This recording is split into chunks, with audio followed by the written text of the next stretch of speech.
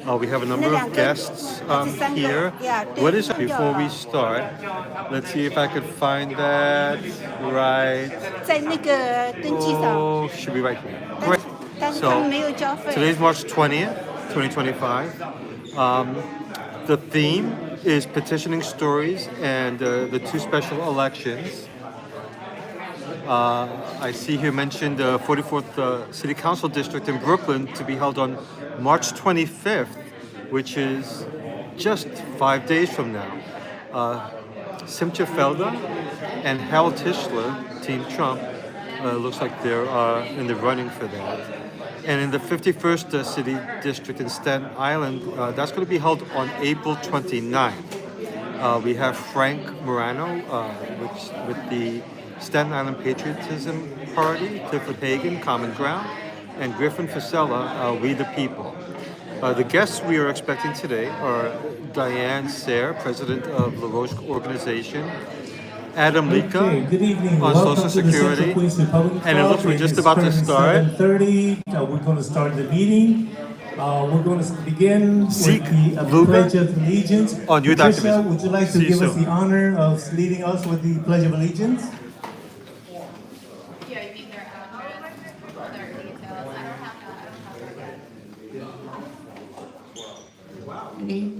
I pledge allegiance to the flag of the United States of America and to the republic for which it stands, one nation under God, indivisible, with liberty and justice for all. Thank you very much, Patricia. Okay, next we're going to do the reading of the mission statement. Thank you, Mr. President. The mission of this club shall be to advance the principles and purposes of the Republican Party, to elect Republican candidates to public office, to strengthen the civic welfare of the community, and to engage in a vigorous vigorous exchange of ideas supporting Republican values. Mr. President. Thank you very much. And the roll call. Jimmy Schwartzman, would you do the roll call, please?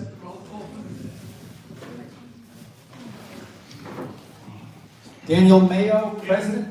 David Abraham, First Vice President. Kathy Lally, Second Vice President. Zele Levy, Third Vice President. David Kemp, Recording Secretary. Isaiah Vega, Corresponding Secretary. Carol Crone, Financial Secretary. Aradius Hamazowski, Treasurer. James Schwartzman, Sergeant of Arms, Present. Arthur Ronen, Chairman of the Board. I'd like to get more. Board members: Stephen Weiner, Jim Strawhorn, here.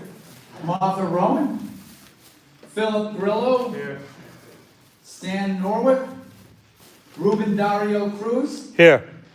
Joel Solomon, Catherine Donnelly, Craig Tyson, Vic Starsky, Phil McManus, Juan Pagan, Zilly Chow, Gerard Lally, and Emily Zhang. Okay. Thanks. You want to do minutes? Oh, I love the minutes. This is my favorite part of the month. Minutes at the regular meeting of the Central Queens Republican Club held on February 20th, 2025 at Grace Lutheran Church, 103-13 Union Turnpike, Forest Hills, Queens, 11375. The meeting was called to order at 7:30 p.m. Larry Block and Michael Ruiz, conservative musicians, entertained the group before the meeting with his version of "Which Side Are You On?" song after the Pledge of Allegiance that was led by Jimmy Schwartzman, who also did the roll call and the readings of the minutes.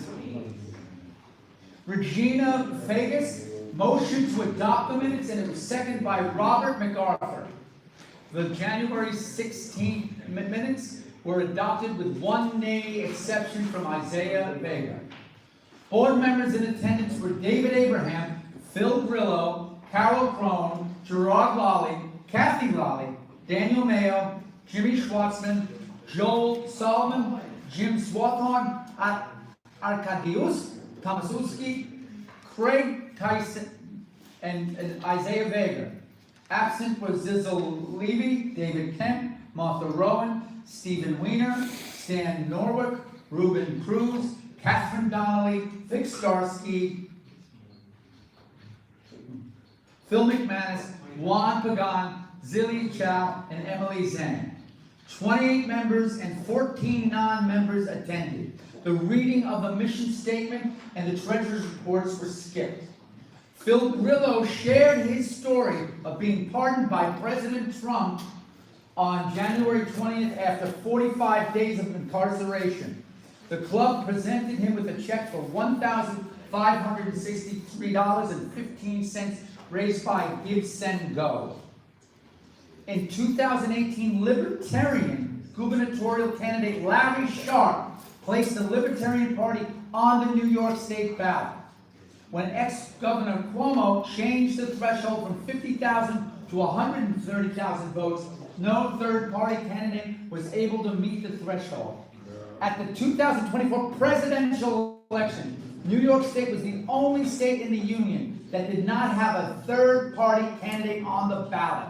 He pointed out that Steve Bannon gave credit to Tulsi Gabbard, Kash Patel, and Robert F. Kennedy Jr., who helped Trump's win on the unity ticket. Larry Sharp proposed getting independents to run in the Republican primary. Ed Manfredonia commented about subway crime. Ying Tan, former city council candidate and Trump supporter, asked, "What makes you guys Republican?" Jimmy Carter was Craig Tyson's reply. Giovanni Franco said it was the murder of his wife and the non-prosecution of her killer. Ying has an Asian Republican club in Brooklyn and is expanded into Queens to share values and expand voter registration. Panel of candidates was next. David Rem, mayor. Montel Mosley, mayor. Elijah Diaz, City Council District 45. Patrick Timmons, Manhattan District Attorney. Andrew Akunev, City Council District 34. And Giovanni Enrique Franco, City Council District 21. Montel Mosley, an African-American Republican female candidate, stated, "We all love each other at the end of the day."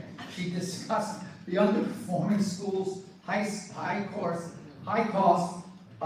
lacking leadership, voicevisionfuture.com. Okay. Gets really good. David Rem, running for mayor, criticized Tony Nunziato, Michael Rendino, AJ Katsimatidis, and Joe Carroll for backing Republican candidates who were Democrats. I am the nobody man who spoke at MSG, that's Madison Square Garden, on October 28th. Elijah Diaz, at 22, is the youngest candidate running, but not endorsed by the Kings County GOP. His opponent, Farrah Lewis, practices nepotism. Her sister is a district leader, District 45, that covers Flatbush, East Flatbush, Midwood, and Marine Park. Patrick Timmons, common sense Democrat for Manhattan DA, former Bronx ADA, and current John Jay professor for 21 years, born in Washington Heights, went to school in Inwood, said Alvin Bragg should not go unchallenged. Number 1, subway crime. Number 2, street crime. His thing is pt4da.com. Andrew Okuneff. Okay, that's bad. Republican candidate running in District 34, which covers Williamsburg and Bushwick. And he is also president of the North Brooklyn Republican Club. When we fight, we win. He's from NorthBrooklynRepublicans.com. Giovanni Enrique Franco's wife was hit and killed by a taxi driver that ran a red light on December 28th. The DA did not prosecute. People are frustrated with crime and have lost faith. He works for the Department of Parks Recreation and is against the casino. He is here to listen. City Council candidate for District 21. Hey guys, can you just shush down? Excuse me, sir. Sir? Sir, I know you think it can be heard, but yes, that's all right. You look like a good person. I'll be right. Questions and answers. Phil Grillo asked David Rem about faith in his race. David answered that Jesus is a major factor. David shared that Donald Trump's father paid for his Kew Forest school tuition when his father died due to a heart attack in 1974. Joe Aney asked Patrick Timmons about problems in our legal system. Timmons answered that judges are biased. 1,200 people work for the Manhattan DA. Ken Lamb asked candidates about experience, campaign finance, and petitioning. Franco Giovanni said he is new. Andrew Arkonoff has a team since he has bought a house in the district. Elijah Diaz is committed to getting on the ballot. Jonathan Rinaldi asked Patrick Timmons about FOIL, and public information. Kathy Lally thanked President Trump for canceling congestion pricing. Aura Moody asked President Trump to force Mayor Adams to reinstate those fired due to COVID mandates. Tasha Parrott announced the Queens Village Republicans Club's Lincoln Dinner to be held on March 2nd. Brandon Castro announced Ramses Frias's fundraiser to be held on February 21st. 50-50 winners were Joan Zhaojing Zhao, who donated her $30 winnings back to the club. Isaiah Vega motioned to adjourn the meeting at 9:34, and it was seconded by Regina Vegas. Are there any corrections, comments on the minutes? Jim? Yeah, the minutes say that the mission statement was skipped, but it was not. I read the mission It was statement. not skipped, thank you. All right, okay. And it's James Watson, not Jimmy, but you can call me Jim. That's all. If there's no, do I have a motion to adopt the minutes? Okay, motion is Kathy, Was it read it well? All in favor says aye. Aye. Nay. Okay, all right, motion, the minutes have been adopted. Moving on, next, I got used to Mizuski, our treasurer's not in, so let me give you his treasury report. We currently have a balance of $4,901.72. Thank you very much for supporting the club. Okay, so moving on now, I have two great news. One happened today. The New York State Court of Appeals, we've been following the non-citizen voting for a long time, over 2 years, has finally decided no. It is unconstitutional, so it will never be raised again. Well, at least, hopefully not in our lifetime. Okay, also the other news that Kathy and I talked about, congestion pricing. As you know, tomorrow is the Trump deadline for New York City to end this. I'm sorry? They moved it out a month ago. Oh, it's okay, so this is the New York City or State DOT, Department of Transportation, move it out a month? They moved out the congestion pricing a month, Treasury Treasury Secretary. Secretary, okay. Got it, so the Trump administration basically gave the city another month of reprieve. Okay. Yes, Jim, you have a comment? Do you know what the vote was on the Court of Appeals? 6-1.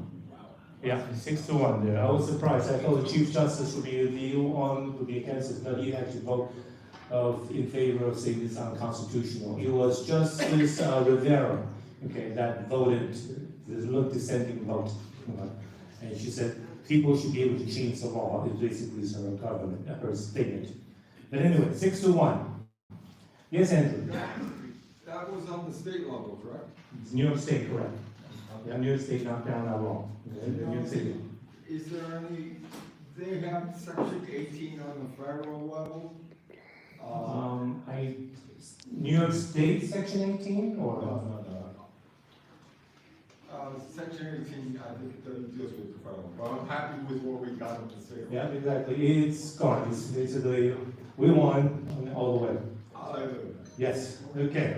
Let's see, moving on, some of our guests here tonight, okay, I'd like to basically introduce Adem Lika, who would like to talk about Social Security.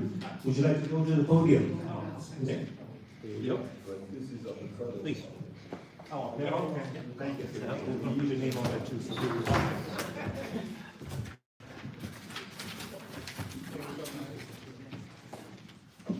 Good evening. Hi. I am a new registered Republican. Thank you. I thought of two possible solutions for Social Security. First one, if you look at Social Security, we get taxed at 0.062% for every dollar we pay into Social Security.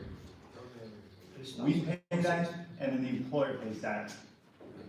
If we just increase that to 0.075%, for example, in 2023, Social Security collected 1.233 trillion. But if we increase it to 0.075% in 2023, we will increase the revenue to like 259 billion, which I think would go a long way to helping Social Security. In 2022, Social Security collected 1.244 trillion.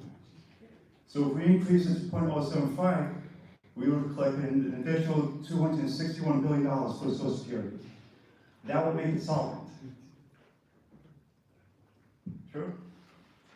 The other solution I have is, if we take what we contribute to Social Security and allow us to invest it ourselves, we contribute that, we invest it ourselves, let it be triple tax-free, and we just do away with Social Security. So the amount we contribute, plus the amount the employer contributes, and so on and so forth, and the additional money, it would all add to $61,000 a year that we'd be able to contribute. Let us do it ourselves, up to $61,000. It'll still become tax deductible. When we withdraw it, it's triple tax-free, and we just start to do away with Social Security.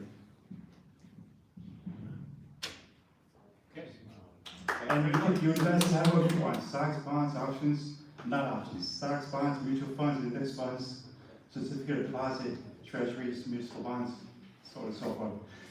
You invest it yourself, triple tax-free, you get the tax deduction, and just start to do it with Social Security. It's a very inefficient organization. Those are two solutions I can offer. Thank you very much, Adem.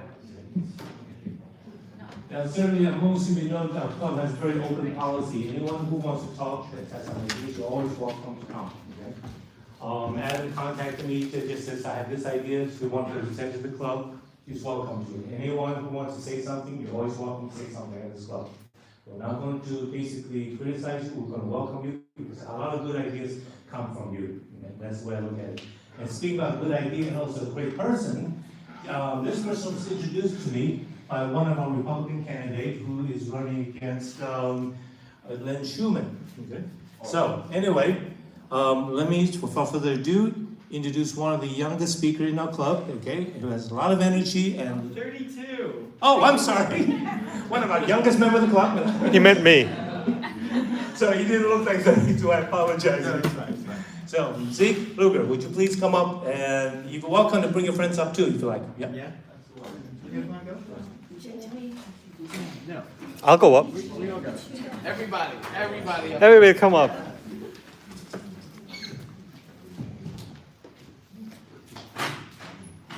He's going to tell us what he's been doing and how that actually really relates to Republican values as well. Around here, on the podium. Yes. Let me give you another microphone.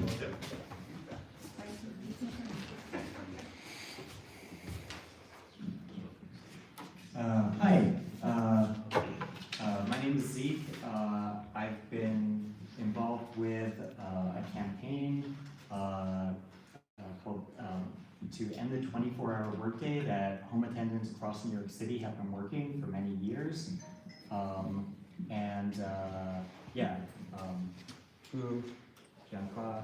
Gary. Would you want to talk a little bit? Yeah, okay. My name is Van Gogh. I was a home attendant. I'm working for the patient, 24-hour the patient. Every time I got a very, very difficult time because my patient got a stroke. He has hallucination and confused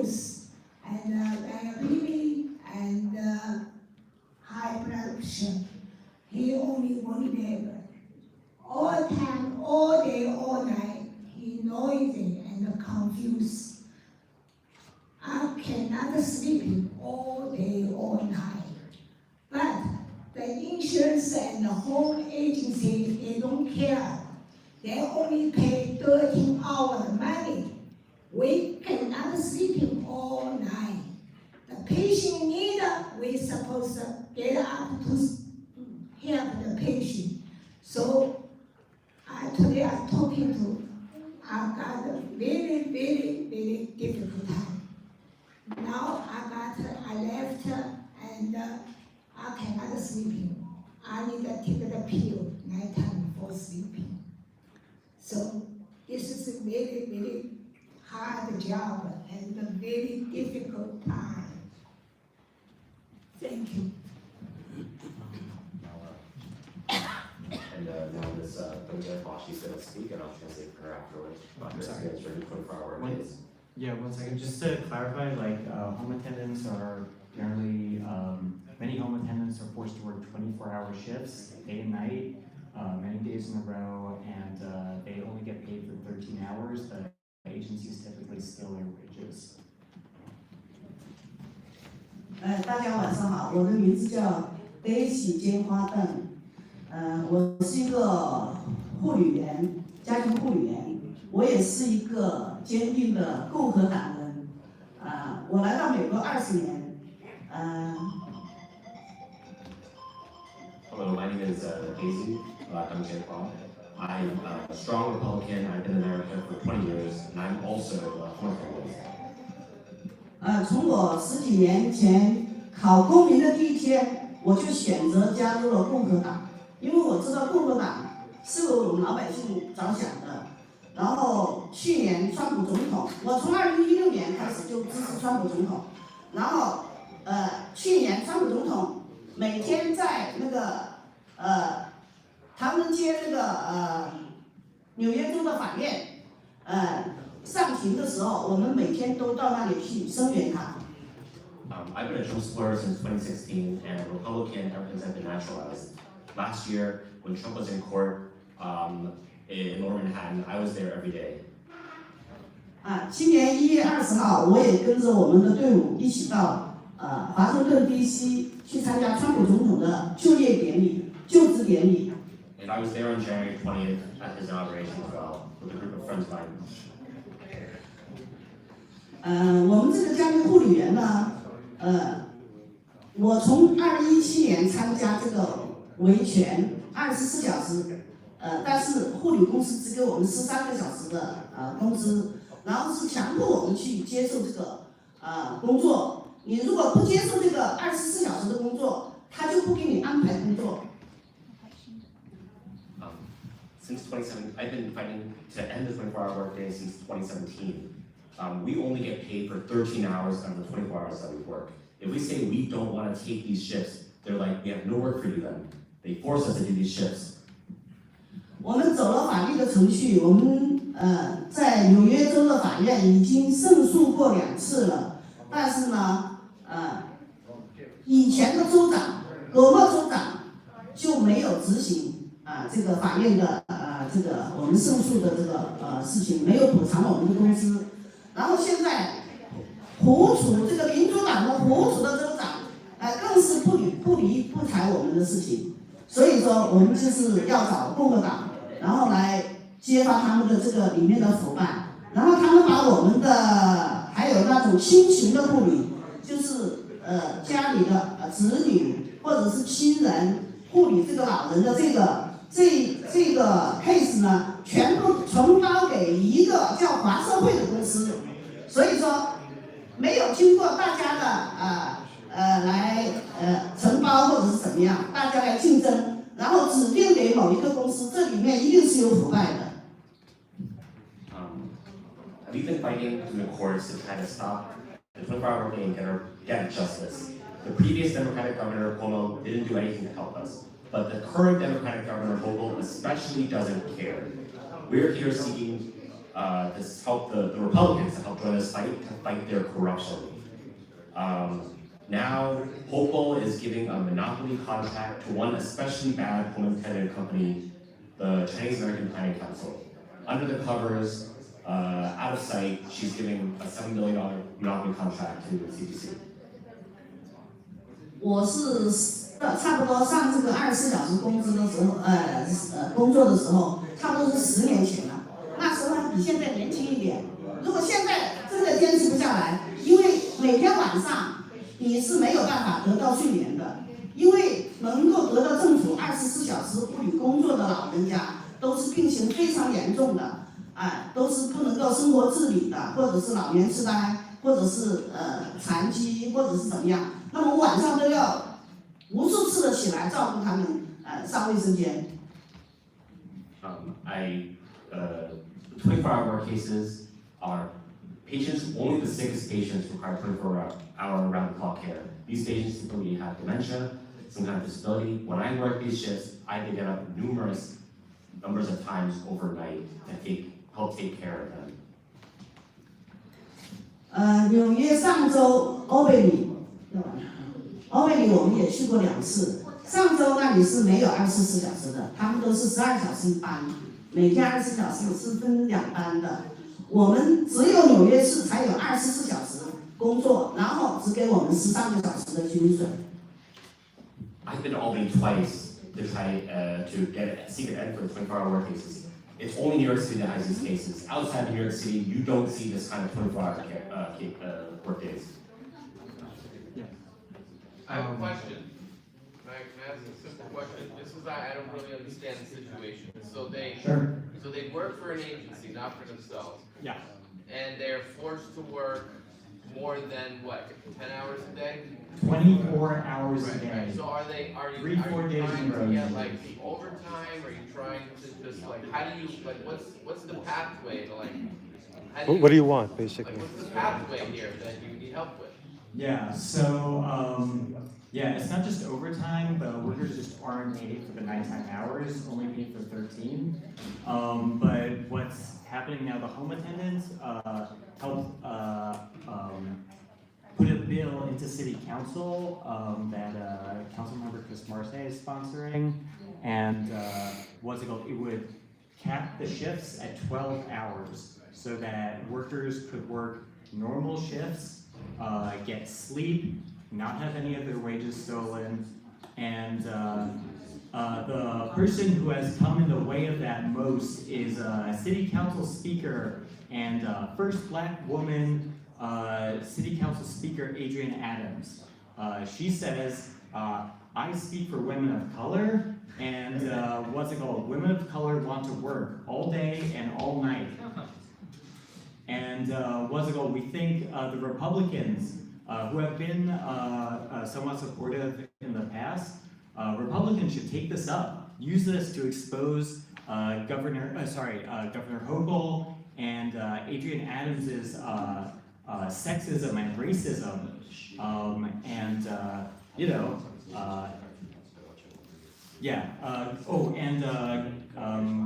Representative Mike Lawler, when we had a protest at Governor Hochul's office last Wednesday, Representative Lawler, he couldn't make it in person, but he gave a statement. He said that Governor Hochul's corruption is inexcusable, and the Department of Justice should, the Federal Department of Justice should open an investigation into her corruption. Danny, can I ask a question? Okay, I'm Sergeant. So you look like my high school yearbook picture, even though you're 32 years old. 32 years old? 32 years old, yeah. Youngest looking. I'll show you. I have it in my phone. I'll show you the picture to the left. My question is serious. When you first came into the country, what did they do with your passports? Did they hold on to their passports? These companies used to hold on to their passport to force them to work. Yeah, I've definitely heard that from. Yeah, Manhattan. I know this to be. I don't know about home attendants.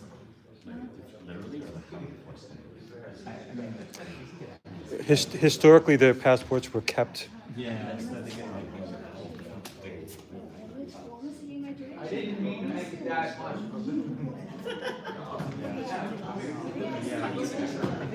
But no, they made the thing in early, they are citizens, actually. Yeah, right, okay, but did they take their passports? I didn't. So, what I guess I'd say is, like, I've heard that a lot in, like, informal, like, labor. This is a highly regulated government program. There's Medicaid dollars going to this.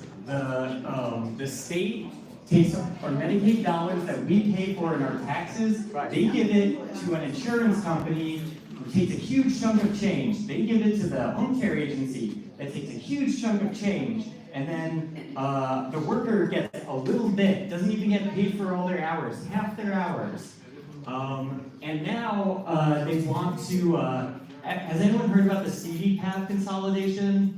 With, it's the kind of home care they advertise in subways where you can take care of your family. Oh, yes, yes. Yeah, so the governor decided that all of the bad things going on in home care, we're gonna solve that by giving pretty much the entirety of the contract, $7 billion to one home care agency, a progressive nonprofit called Chinese American Planning Council that's been the most aggressive in fighting workers, spreading the 24-hour shift system, stole $90 million of wages from their workers, and these are the people, oh, and actually, they had a number of home attendants protesting, arrested outside of their Wall Street fundraiser gala. This is a nonprofit that says it's too poor to pay its workers. This is the kind of people that the governor wants to work with and give all of our money. Can I ask a question? Sorry, what are you running for? Nothing. No. Oh, but we do have, the home attendants started a political action committee. It's called the No More 24 PAC. Okay, let me just make a simple question. Are you trying to, whatever your group is, are you trying to get where the maximum hours work per day for home attendants 12 hours? Yes. That's the basis of everything, right? That's what the bill says, yeah. You guys are Republicans?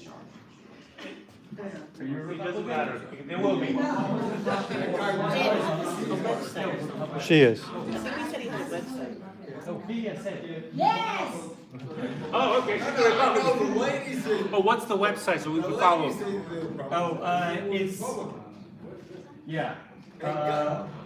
nomore24.org. No more 24. Yeah. Okay.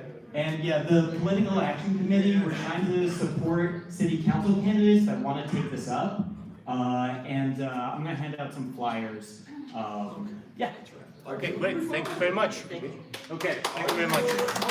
Oh, me, I'm not like close to either party. Jean-François, very Republican. Strong Republican. Okay, thank you very much. They will certainly stay around and answer any further questions you have. Thank you. Nathaniel, you want to say a few words? Nathaniel is the campaign manager for one of our candidates, Alina, Bonsell. Sure. Everybody, because there's not that many people here, I can hear you in the back even though you think you're whispering, and it's coming up from Kathy couldn't hear, and she's in the front row, I couldn't hear. Just keep it down. If you have to talk, go in the cubby hall over there because we have less people. There's a lot of echo. We have 2 prosceniums. Thank you, Danny. I can't hear anything from you guys. You could talk all you want. I don't hear anything. Oh yeah, you could hear me, right? Oh, yeah. Hello everyone, my name is Daniel. I'm a campaign manager. I work for several campaigns in the city. I've worked from Boston to Bismarck down to Austin to Raleigh. I work for a lot of state legislators. I work at the federal level. I work at a lot of grassroots levels, like what this is here. And one of the most important things I've come across is that we've got to be very, very supportive of each other. And I know that sometimes when we're in these trenches, we have a tendency to not be a cohesive group. Primaries are good. And I know that a lot of campaigns, there's a lot of first-time candidates out here, and they're doing their best, they're learning. And a lot of these ideas that might come off as kind of half-cocked can come up into really, really good ideas. It takes crafting, it takes time, it takes reasonable opposition to craft good policy. So when people come up and they speak about things, hear them out, and internalize them, give a good rebuttal, they do it civilly, because we're all on the same side. We want to give good policy. And if we can't advocate for constructive criticism and being able to work together on making good policy, we're going to have a hard time being able to prove that our positions are better than what the other side is, because they are constantly in their head thinking that they are criticizing and trying to make their policies more sound, even though they're making theirs more crazy. We have to make sure that ours are tried and true, and that when we argue them in front of an audience of independents, non-politically aligned people, that our policies make the most sense. So this iron sharpens iron process of primaries and challenging different ideas, even if they sound weird at first, by honing in on one aspect of an idea that does work and then sharpening it and making it something that works for our party and our platform is how we're going to continue to win elections. I know a lot of people are also running either on the Trump team or they're trying to hide from the Trump team. I want to make something very, very clear. Donald Trump has narrowed the gap between winning New York for Republicans smaller than any other in a long, long time. All right, his policies of putting Americans first has hit a chord with a lot of people, not just Republicans, but a lot of people who just can't make themselves vote. I registered as anything other than a Democrat or an independent, but they are considering voting for people of the other party. So trying to run from Donald Trump's ideas is not necessarily going to be the best way of going forward, in my opinion. Everyone running the campaign they want. What I'm saying is that when you look at the trend with Donald Trump's policies, that narrowed the gap. Winning all the battleground states, his policies really sound in a lot of these communities, which a lot of you are, the candidates are running in. And it's very important that we take note of the direction of where these people are running, hone in a little bit, but trying to run against saying, well, I don't support Trump on this, I don't support Trump on this. You might be losing more voters than you're getting from the other side. But another thing, I'll get to your question in a minute. It's very important to come off as a unified group publicly, because the Democrats hate each other. Look at the people in the primary and the mayor's race. They hate each other. They show up arm in arm, shoulder to shoulder as a unified front. The Republicans have to start doing that. I know a lot of these clubs have a challenge doing that, but if we're going to start winning citywide, we're going to have to show a unified front to the public and to the press and to ourselves. Now for questions. Yeah, I just want to clarify something. I spent 4 years of my life explaining that New York turned red in 2020. So I don't know if you guys don't understand that the elections were fraudulent, and New York Citizen Audit proved it with brought the receipts, detailed by each borough. So that notion that people are not unified, it's kind of incorrect. The problem is that we have a lot of rhinos, and we have a lot of individuals in office and in the Board of Elections doing everything possible to make sure they can select their candidates, and they do that with the process of, which Diane Sare is going to talk about. They do that with the signatures. That's how they try to eliminate people.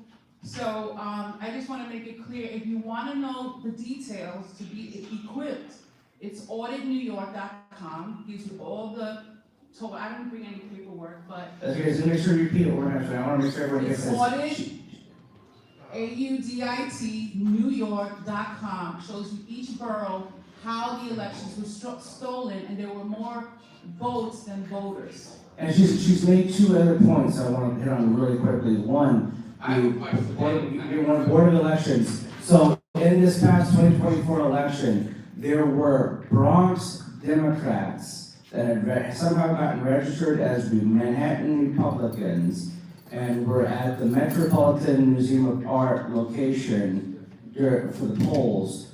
And we tried to raise alarm bells about that, but the Board of Elections in the city didn't seem to care. But we knew who these individuals were, we knew what they were actually registered as, and we saw them representing Republicans at the election at the Board of Elections. There aren't very many actual registered Republicans that want to do this, so a lot of actual Democrats register as Republicans, that, rhinos in name only, just to be able to get those spots. So we're going to have to be able to get actual Republicans on the Board of Elections and working these polls. She made a very good point there. Also, New Jersey had the same thing. New Jersey's governor went red, and all of a sudden, it went blue in the middle of the night. A lot of this stuff is academic at this point because those elections are over.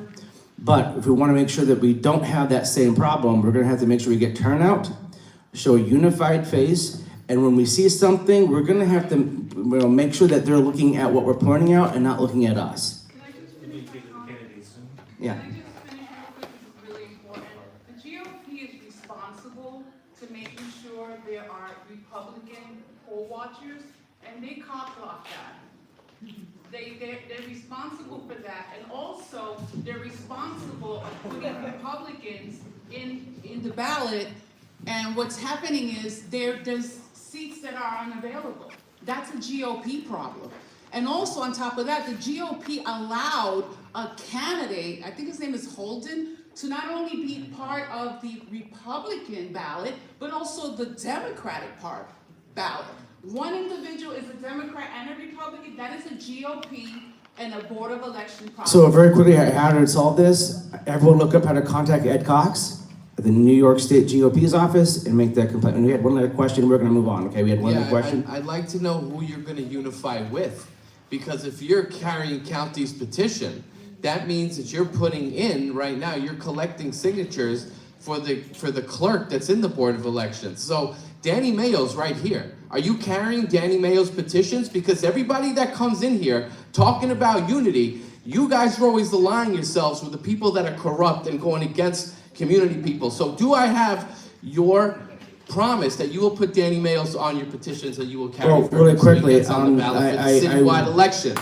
All right, really quickly, I'm registered in a different state. I work in multiple states. I'm registered in a different state. I'm here working campaigns. I can't sign any petitions. I try to be very objective on that. But I encourage everyone, when they find the candidates they want to support them. And support them full-heartedly, but don't bring anyone down. Thank you. Thank you very much, Nathaniel. Okay.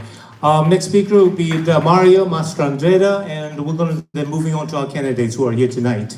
Oh, okay, thank you, Danny. I've been asking Danny for a couple of meetings to present this to the group. What I'm going to tell you is about the global warming, the anthropogenic global warming. I'm going to lead you to a documentary that will give you information and set you apart of most of the people in the world. Donald Trump, of course, you know his position, and he knows the inside truth of this, and I think that's why he got out of this sham. So, what the movie is, and you should write it down, but you can approach me later, and I'll give you my email. It's called The Great Global Warming Swindle, and this was broadcast on BBC TV in 2007. And the movie covers, in the beginning of the movie, what you're going to see is a lot of scientists and climatologists who, some of them were part of the panel or the group that set the IPCC standards. But when they started to see that this was turning political and not science, they got the hell out, and of course they were ostracized.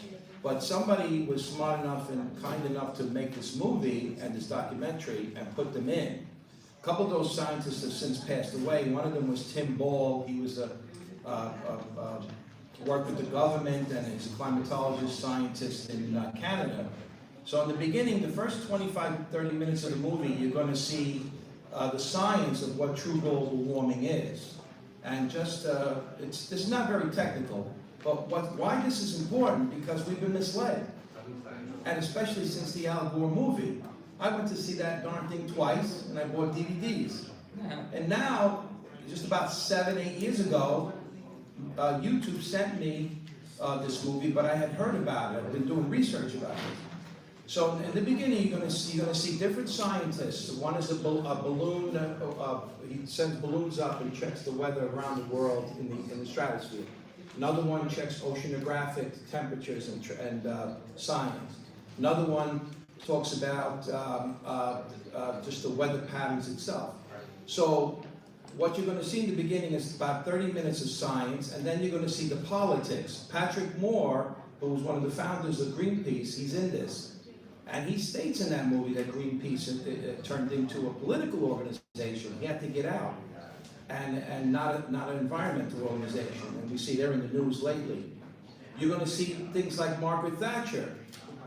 She's the first government person, and you're going to see this guy, Lord Blavey, who worked in her administration. These are people right from the horse's mouth who were there. And Lord Blaby was there, and he said back then, when Margaret Thatcher was in the government, she said that I don't trust the Arabs with oil, and I don't trust, and of course we're having problems with coal. There was a massive coal strike. So she says, I want to support nuclear. So the money's on the table, make this carbon thing happen. And so they started slowly doing this carbon thing and started playing it up. And in the movie Al Gore, he even says it, it's in the documentary, he goes, well, look at this graph, don't they fit together? But weather's more complicated than that, but let me just address this. And he focuses on this carbon. So again, this is very, very important to, I don't know, you want to go spiritual, you want to go your psyche, your heart. We've been lied to. This has been an exaggeration, a real bullcrap story. And you're going to see it in the movie about that. And then things like Africa is discouraged to use their coal and oil and not develop because, oh no, you got to use solar and all this stuff. So you're going to see this in the movie. Oh, the mosquitoes, the malaria is coming because of the warming. And then there's a scientist who says, there's mosquitoes all over the world, even in Antarctica. So I don't know what they're talking about. And so this is something you should show your children, your grandchildren, your nieces and nephews, because this is very, very important. So again, the great global warming swindle. This is very, very serious, and I hope to, thank you, Danny, I hope to maybe another meeting to expose some more people to this. Thank you. Good job. You're going to be set apart, so many people. You're going to walk into a room and you're going to go, I can't believe this. Thank you very much, Mario. Thank you. Okay, let's go to our candidates here tonight. The first one that's going to speak is Ms. Alina Bonsell. She's running for City Council, District 5 in Manhattan, which is the east side of Manhattan. You guys are probably all wondering who's this woman in the pink dress. She thinks Easter is coming sooner than it is. My name is Alina Bonsell, and I'm running for City Council District 5 in Manhattan. My family immigrated from the former Soviet Union when I was 6 years old, so I've been in New York City a very long time. I grew up here, and I've lived in Manhattan specifically for 20 years. So I'm running for City Council in District 5, and I want to start by thanking you all for being here tonight, especially since we're in Queens. But while I may run in Manhattan, this is bigger than one district.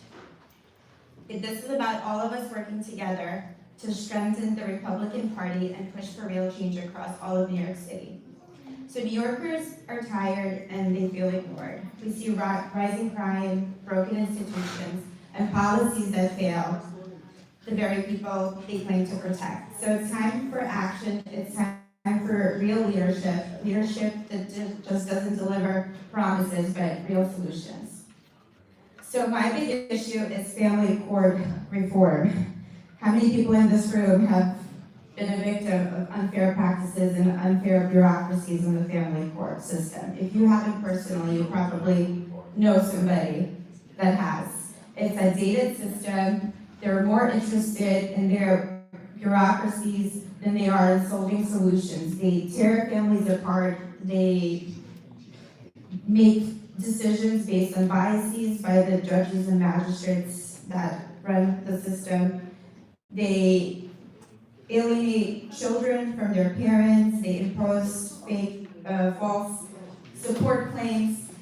And essentially, I will fight for this system to reform, to ensure that the processes, fairness, and accountability is there, so no parent has to lose their child. Second, I want to talk about the public safety and homeless situation, which affects us in every city, in every district. It's a crisis that is not just a housing issue. The truth is that there is not a one-fold solution. Homelessness is a three-tiered approach. So first, there's those people that just recently lost their job and are struggling and have been evicted, and therefore they have become homeless. These people need financial assistance and temporary assistance. Second, there is the homeless population that has mild to moderate mental illness, and they need structure and care. And third, There's those that are suffering from very severe mental illness, addiction, and they need to be placed in an institution, not on a tent in our streets. So right now, shelters, if you know this, I just recently learned this. The reason there's so many homeless people in the street right now is because during the day, they just need them out of there. They need to clean the facilities. So they run rampant. They're on our sidewalks, in our parks, in front of our homes and businesses. So that is not a solution. We should convert vacant commercial buildings into transitional housing. We should create structured shelters and also institutions for the homeless population that is in danger to themselves and others. This is an investment the city will make, but ultimately it will save them because making our community safer and cleaner and supports rehabilitation of those homeless is essential. So third, in Manhattan, I don't know what it's like for you guys here, but in Manhattan we have a lot of bicyclists, the guys that deliver food. They don't have any traffic laws, they are swerved in and out of traffic, they go against traffic, they cause motor accidents, pedestrian accidents, and they have no accountability and liability, they just start away. Do you have a problem with that in Queens? A little bit? And I love them too because they deliver my food and my groceries. And I do understand a lot of them are undocumented as well, but we need to create regulations because somebody has to be accountable when there is an accident, when they hit an innocent pedestrian because they're going crazy, like crazy in the areas where pedestrians walk, or they go through cars and those two cars get into an accident. So we discussed this with our community and we believe that we should make them get a license plate at the DMV and also liability insurance. Why should vehicles that are conducting business during the day have to do this, get a license plate, get insurance, and yet bicyclists that are conducting business in the city or anywhere not be held accountable by the same laws. So everyone deserves to feel safe in our streets, so that's something we're working on doing in our district, in our city, and hopefully it'll lead out to all the other boroughs. Okay, so this, for me, I'm in real estate right now. I was in healthcare, but now I'm in real estate. So, and I rent in the city. So we have 3 real estate issues. So let's talk first about residential. Residential, it's a twofold issue. We don't have fair laws for landlords and we don't have fair laws for tenants. Tenants in unregulated apartments are subject to very, very unfair rental increases that are higher than inflation and higher than their income per year. So we need to create a cap that we already have for regulated apartments, and we need to enforce that very same cap for all apartments across the board. Right now it's 2.75% for 1 year and 5.25% for a 2-year lease. This should be across the board.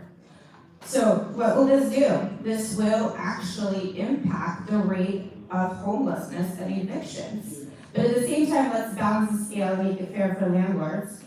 Landlords should not wait 90 days before they can start eviction proceedings. Landlords should not waste money on attorneys, not let the system bleed them out of their own finances before they can get a resolution. Eviction should be immediate, it should be easy, it should be swift. They should file online after 30 days, non-payment, and it should not cost them anything, and it should be as simple as a video call with a magistrate or a court representative to get the facts straight, and it should be fair.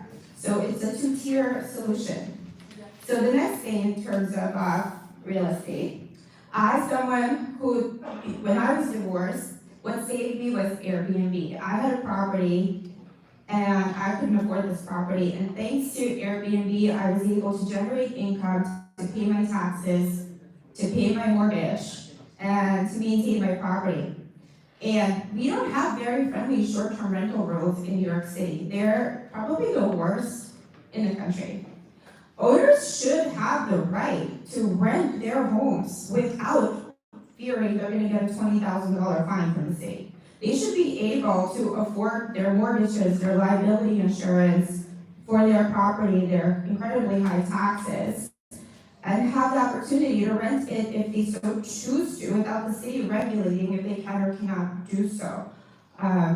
Because it's expensive enough, as we all know, to own a home. Second, we need affordable housing, but I propose a very unique solution for that. A lot of homeowners have space in their basements, in their attics, in their garages, maybe they even have some other kind of shed-like property, or even a property large enough to create a small home. The city will give them grants, free money, if they create affordable housing. They could use this money, $100,000 or more, depending on what they propose that they can create, contingent on them capping the rent to qualify for what is deemed to be affordable housing. So that is what I propose. And then last but not least, small businesses, because I did have a startup and I would consider myself an entrepreneur. So we walk around the city and there's a lot of vacant, wonderful business storefronts. I don't know what it's like here, but the reason that they're vacant is because landlords have very complicated terms that is very difficult for small business to actually start. Not only is there bureaucracy in terms of filing for permits and fees, but the main reason, the biggest reason in my opinion, is because the lease terms, they have to be at least 10 years in most cases. I haven't heard of any less than that for a storefront business on a prime Manhattan location. And they have to guarantee their personal assets if they're not a high net worth established business already. And that deters a lot of people. Imagine, you don't know if your business is gonna sink or swim and you have to put your home as an asset to guarantee, the lease. It's the reason why those storefronts are empty. So as somebody who would be representing the city council in the 5th district, I would propose that we offer a 10-year tax abatement to any business owner that currently has a vacant commercial space, to encourage them to create more friendlier renting regulations. So with that said, this is what I would implement in my district, and thank you for all listening to me, and I'm going to take any questions. And I just started my campaign, so I'm new to politics. Thank you. And I voted for Trump 3 times. Thanks very much, Alina. Our next speaker is mayoral candidate Dr. Kris Ford. No questions? I have a comment. Yeah, I got one. Okay. Yeah, it's more of a comment than an idea. So the homeless have to just roam around. There should be centers for them to go for the afternoon. So when they clean the sleep overnight, they can go there. And then when they got to leave there and goes to their sleep center, they can clean the hangout center. That's a good idea too, yes. Yeah, that should start right away. Ms. Bonsell, I appreciate you running. I mean, it's not an easy thing, especially in New York. It's the most corrupt state in the state. I just want to encourage you. The reason why we have these problems, because there's very little Republicans, and there's a lot of Democrats that are in office. So I think that my solution or my encouragement is that you gather the residents to put fire underneath the feet and the hands of who's in charge, and have a really good relationship with your community to back you up, because you're not going to be able to do it on your own. Yeah, no, I appreciate it, thank you. Dr. Lord? Thank you. We're going to be around to answer some questions. Thank you. We're going to have more questions later coming up as well. Oh, sorry about that. Okay. I mean, to beat you down. Hello. My name is Dr. Kris Ward. I'm running for mayor of the good city of New York. I'm here to make some changes. Listen, there's a lot of people in power right now who cannot help. Not only New York, they cannot help the United States of America, and they cannot help the globe. I'm here to help the globe, and not only globe, I want you to have exposure to the universe. It's time for you to stop fighting over 1 yard or 2 yards or a couple of feet of land, okay? It's time for us to colonize space. Now listen, I'm a nuclear physicist. You need to understand that there are ways to build things from the ground up. How do you think Earth came about? Earth was built from the ground up, atom by atom. It was architecturally drawn out and decided and planned. That's how Earth was created, and that's how everything gets created. Someone creates. My job is to help you to become creators like me.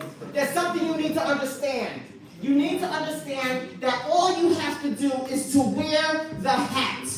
All you have to do is to decide what you want to do. Make a decision. Ask God to give you the grace and the favor to do what it is that you would like to do. I have 2 hats on right now. One of the hats is gambling. That's for probability, statistics.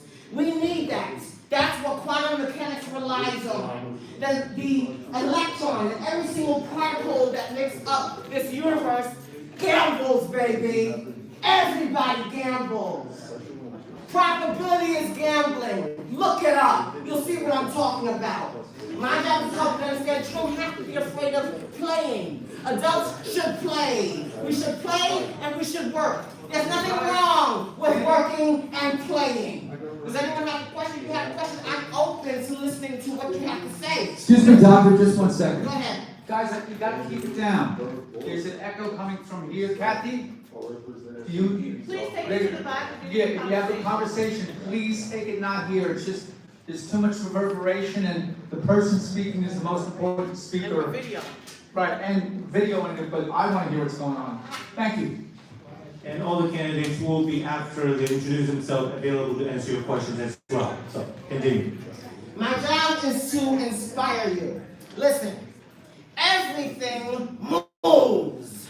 Those chairs, in order to stay stable, they have to be sturdy. They have to be held down. There has to be a foundation to keep those chairs there, or else you're going to collapse. Jesus Christ is the foundation, not Trump. Fuck Trump. Jesus Christ is who should be on your mouth morning, noon, and evening. It's time for us to remember that Jesus Christ is coming soon. The rapture is coming. Jesus Christ is coming. This earth can't stay this way. This earth has too many flaws. It has to be trashed and replaced. It's time to replace this earth, and Jesus Christ will do it. But what I want to do is equip you to make your own earth before this earth is destroyed. We're going to do it step by step, atom by atom, electron by electron, quark by quark. I will do it. I will show you how to do it. LaRouche Lunar National Lab has already built a star in the lab. We are living stardust. Stardust is the reason why you are here today. Look it up. Why don't you do your research? Too many of you are believing what the fuck people say to you without challenging it, without studying, without using a Socratic approach, without making sure and checking and rechecking to make sure that what they're saying is correct. Trump is leading you to hell. Obama is the direct polar opposite of Trump. Notice that both of them, when they were in office, did nothing. None of them. Listen. When Trump left, he didn't know that he was president until he could be re-elected again. Jackass, you're already president. You can do and change things even outside of the Oval Office. With all of his following, with all of his support, all those people supporting him, he couldn't fix immigration outside of the office. He couldn't go to Canada. He couldn't go to Germany. He couldn't go to, you know why he can't do it? Because he's powerless. He's a dumbass. He's a retard. Don't listen to him. I'm here to show you that you can be in the Oval Office too. I want every single one of you to have your own fucking Oval Office. I want you to build your own fucking planets. I want you to build your own stars. It's time to do it. LNL, we already know how to do it. All we need to do is make sure each and every one of you get that same intelligence. It's called natural intelligence. Artificial intelligence are these things that we make. We are the natural intelligence. We are naturally intelligent. The chair is artificially intelligent. Don't just rely on the chair, rely on you. Thank you very much, Dr. Walden. Thank you. Next, Diane Sare. She's the president of the LaRouche organization. Thank you so much. Okay. Hard act to follow, huh? Yes. Hi, good evening, and thanks for inviting me. As people know, I ran for U.S. Senate twice, and twice was the only person who was able to get on the ballot in a statewide race as an independent candidate because of the petitioning requirements. Let me just say, I would like to invite everyone here to a meeting on Saturday in Manhattan at noon, and you can get the information and sign up and get the details. We have an incredible opportunity because there is a revolutionary process going on. And the election of Donald Trump is not separate from that. The American people, despite massive propaganda, lawfare, assassination attempts, voted overwhelmingly against Kamala Harris and Biden and the legacy of perpetual war, economic collapse, and genocide. And with the conversation that President Trump just had with President Putin, do you realize that under Joe Biden, the two largest nuclear superpowers on the planet had no conversations? If you have the capacity to annihilate the planet and another guy has the capacity to annihilate the planet, is it prudent to base your policy decisions on attempting to read their mind? To get a Ouija board and a soothsayer to tell you, gee, I wonder if they're going to use a nuclear bomb today. I wonder if, and think about what Biden was doing, using long-range missiles to strike deep into Russia. And Russia's response was to unveil the Orezhnik missile, which travels at Mach 10. They are about 10 years ahead of the United States because we have been spending so long bailing out a bunch of criminal financial enterprises, pushing a completely degenerate, perverse culture, which Trump is opposing, legalizing every kind of drugs and aberrant behavior, that Russia developed a missile against which we have no defense. And Putin said correctly, the fact we have a missile which no one on the entire planet has the ability to stop means that we don't have to use nuclear weapons. That's where we were before President Trump came in. So if he succeeds at ending the proxy war through Ukraine against Russia, this is a very big deal. It is a game changer. Trump said also recently that he's invited Xi Jinping to come to the United States. China and the United States are the two largest economies on the planet. We don't have to agree. We don't have to adopt the Chinese form of government to have a relationship with that country where we have mutual areas of interest. And the British are going bonkers. People may have seen the Prime Minister came over here, Keir Starmer. What did he do? He said, I have a special letter from King Charles who wants to meet with you. Do you know King Charles is the #1 genocidalist on the planet? He believes the world can only hold 1 billion people.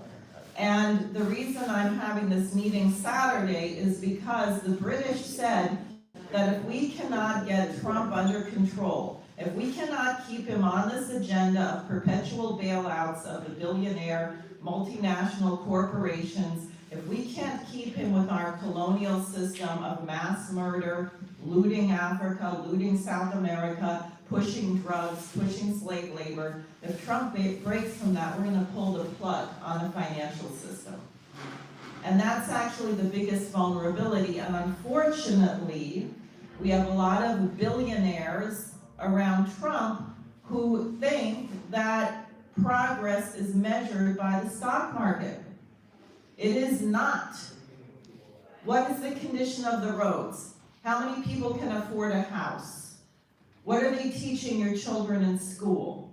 How much do you pay to drive into Manhattan now? You don't even want to go to Manhattan. And what do you pay to get there? What do you pay to park your car?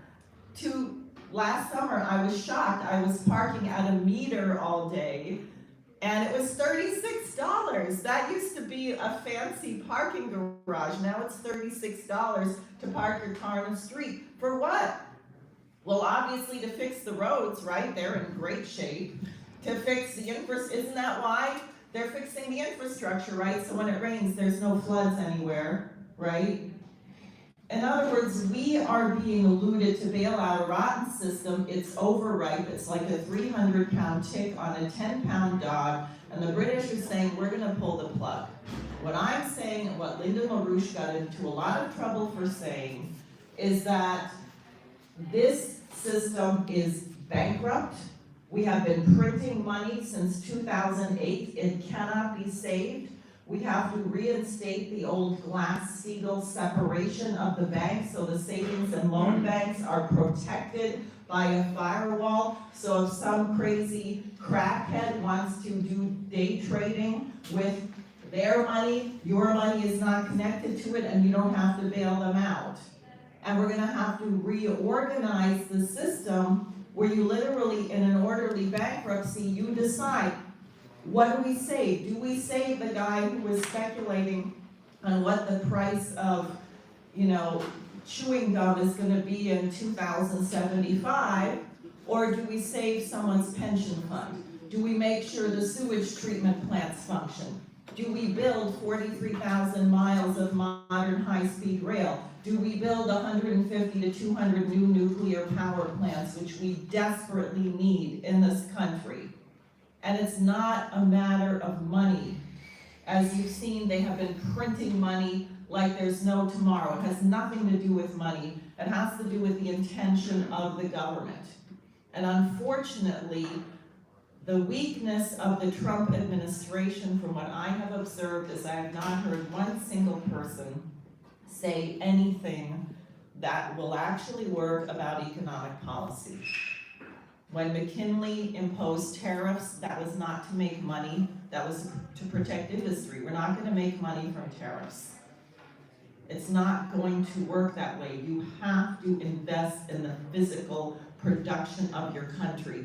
Elon Musk could do it, but oddly enough, as brilliant as he is at math and physics, I'm very eager to have a conversation with him because I think he could understand the question of physical economy, but at the moment he doesn't.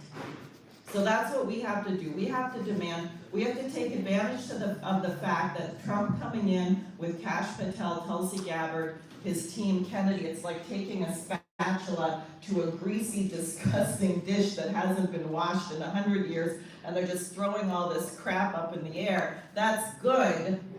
How do you then solve it?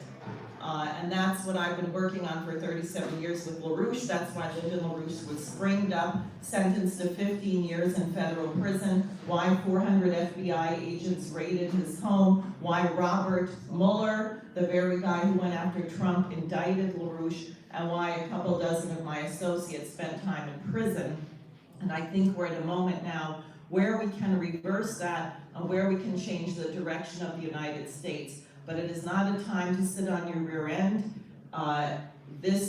Anything that they try to do, you look at the resistance to Trump trying to establish reasonable relations, and the hyenas are screaming. So it is a fight, and we need you to fight. And I have literature on these things, and I have a flyer for the meeting, and I'll be happy to speak with anyone afterwards, or take a question of two, or two of you allow that, I don't know. You will be. We'll be asking them questions once all the speakers finish. Okay, great.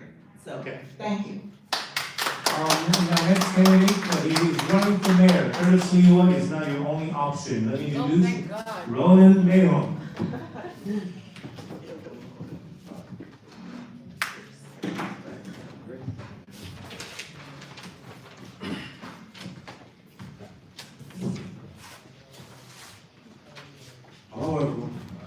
Actually, I like a lot of what this young lady Diane said on the line with a lot of the stuff she talked about. I think this is, a lot of these issues are what the people who support Como are, this is going against this kind of people, which is going to be very hard. We don't know about that. But anyway, again, my name is Ronen Nahom. I'm running for New York City Mayor on the Republican side. And I would first like to thank Diane. Once he joined the team a couple of weeks ago, literally a couple of weeks ago, things took off in a very positive way. He's a great individual, and this is the kind of things he does for the community and for people. And he's a big help to make all these things happen. And obviously, hopefully, me and him are going to make it in there. He's going to be the controller that he's running for, and I'm going to be around him. So, I would like to first address a couple of my policies that I'm going for. I'm going to be very strong on security. I'm just to introduce myself. I grew up in Israel. I came here back in '92, right after serving the army. And I've been around since then. I've been in New York. I lived in the West Village. Raised a family, wife, 3 great kids. I have a son in college, one in high school, and my princess is 14. And so going back to the issues, I want to talk real quick about policies, because I want to concentrate about more of who I am and what I'm going to do, and the kind of person, the kind of leader I'm going to be, and how I'm going to approach these tasks. So as far as safety, like subway safety, for instance, I mean, obviously, the first thing that's got to be approached is the whole revolving door and the bell reform that was implemented by the previous people. And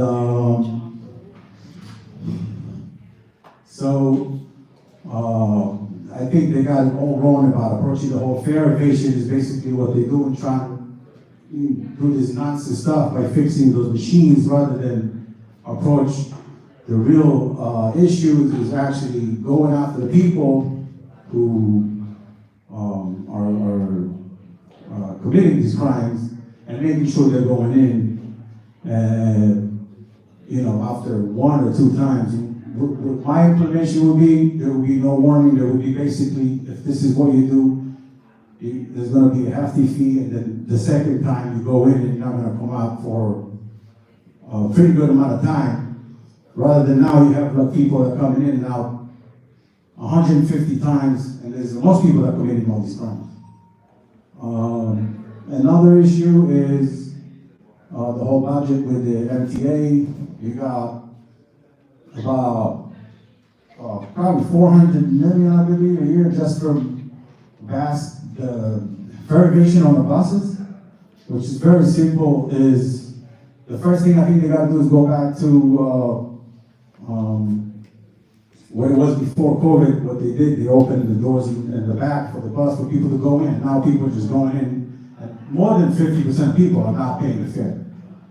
So the first thing would be is either have someone watch and make sure on every bus to make sure people who are coming out are actually paying the fare, also in the subways, or just go back to people going through the front door and do that. So the second thing will be, I'll be going after education, public schools.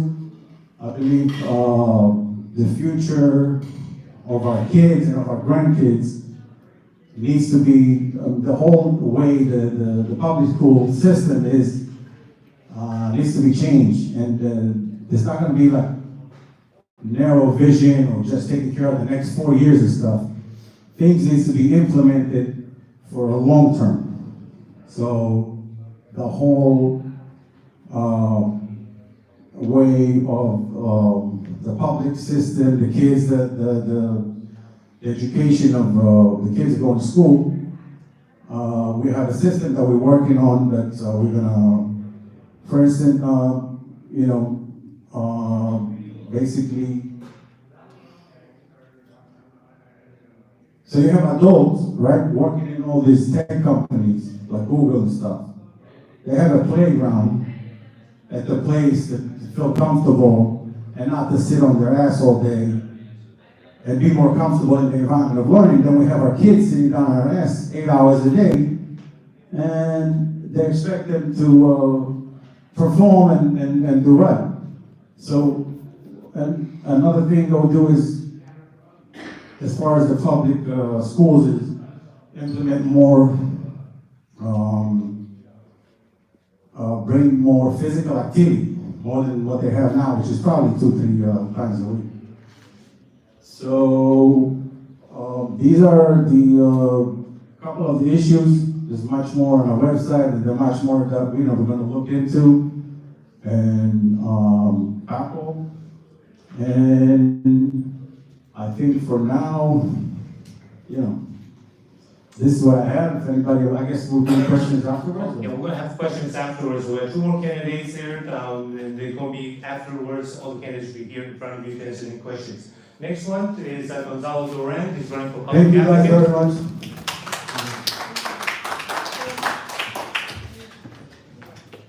And then we have Walden running for mayor next. Yeah.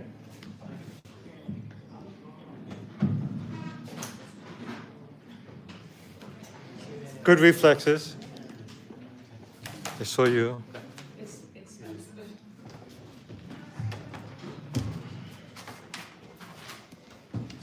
Good evening, everyone. Thank you so much for coming out. I know how difficult it is to come during the work week, but every few months I come by and stop by, and I'm always good and happy to see the crowd that's here. It's an honor to be here. It's an honor to be at this position running for a public advocate. For those that don't know me, my name is Gonzalo Duran. I'm running for public advocate for New York City. I'm a former United States Marine Sergeant at Rock Veteran. Thank you. Thank you. I'm also the CEO for a nonprofit. On the side, I mentor at-risk teens on weekends to help out, and I do a couple other things where a lot of the candidates that know me here are either from journalism with television or the newspaper, trying to get candidates to get more visibility in the media. Also through the work for events and projects that we're working on in different areas. I'm very fortunate that as the Vice Chairman for the Conservative Party in the Bronx, I've been able to work across the city these last 2 years, meeting individuals like yourselves and other associations and community boards, etc. In that time frame, my first year being in the public eye for politics, getting over 100 conservatives to join in the South Bronx was a very challenge, but it was an eye-opener for me. That's where I built the foundation of everything that I've been working on the following year. So in the first year working as the Vice Chairman for the Conservative Party in the Bronx, we increased our numbers by 15%. In the second year, we did it by 25%. This year, I'm hoping for 35%. Now, where does that come in for the Republican Party? Well, as I increase the visibility for our organization, it also brings together. So I work hand in hand with the Republican Party, the Conservatives, and the Democrats as well. Because you can't, the level that we're trying to get at, we're going to need all encompassed to work together. And if one of us actually make it into office, guess what we're going to have to do? We're going to have to work with those individuals as well.